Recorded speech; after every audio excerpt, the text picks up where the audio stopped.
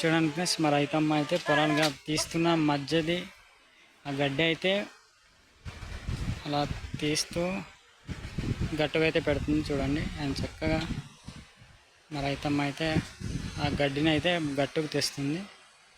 అదైతే పొలాల మధ్యలో ఉంది.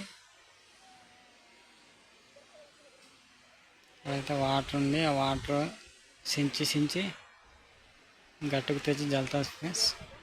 ఎందుకంటే ఈ పొలాలు పెద్దవి కాబట్టి గడ్డి అనేది మధ్యలోనే పెట్టేస్తారనమాట పీకేవాళ్ళు. ఆ గడ్డిని ఇప్పుడు గట్టుగా అయితే తెస్తుంది. చూడండి ఇదైతే ఏ విధంగా తెస్తుందో.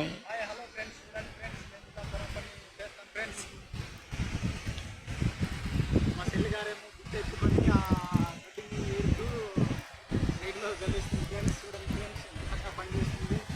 మీకు వీళ్ళకి పనులు చేస్తామని అట్లయితే లైక్ చేయండి, షేర్ చేయండి, కామెంట్స్ చేయండి.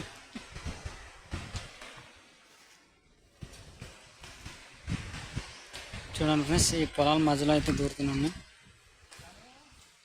చూడండి గాబు తీసి అయితే ఈ విధంగా పెట్టేస్తారనమాట. పొలాలు గాబు తీసి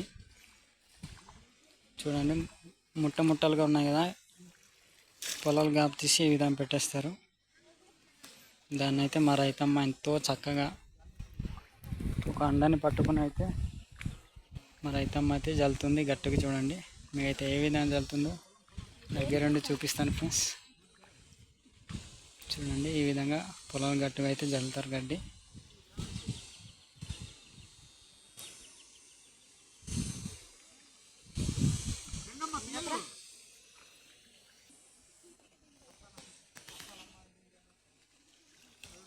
చూడండి ఫ్రెండ్స్ ఎంతో చక్కగా తీస్తుంది. ఈ విధంగా తీయాలన్నమాట.